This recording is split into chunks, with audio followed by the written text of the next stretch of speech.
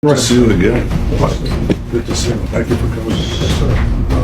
The time of need. Thank you. Thank you. Please. Hi, how are you? Good to see you. Shalom. Shalom. There are millions of Christians around the world praying that God will give you His wisdom. And we pray that God will give you success. And so that's our prayer. Well, thank you. The fact that you're coming here standing with Israel in Israel is mightily important and gives us a lot of strength, a lot of encouragement. I have to say that the world today appears to be divided by two forces. Those who support Israel in its just fight against Hamas terrorism and those who support Hamas terrorism.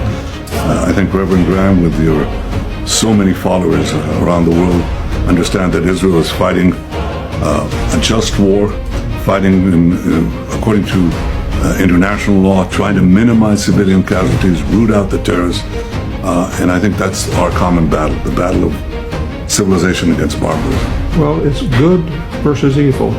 And we know that God, we know there's a God, and we know there's a devil, an evil.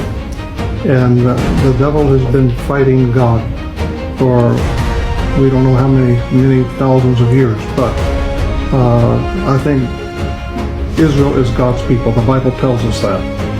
And so it's clear. And the devil wants to destroy this nation, wants to destroy the Jewish people, and he's tried over and over and over to do that. And we're not going to let him do it. No, sir. When we say we, it's the combined forces We stand of with you. civilization, and we truly support that. I have to say that by contrast, there are forces that support the terrorists, and one of them is President Erdogan of Turkey, who calls Israel a terrorist state, but actually supports the terrorist state of Hamas.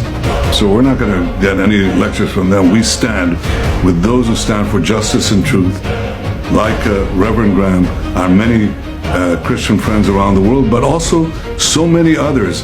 And we saw that yesterday in a mass demonstration in Washington of Jewish leaders and non-Jewish leaders, leaders of the Senate, leaders of the House.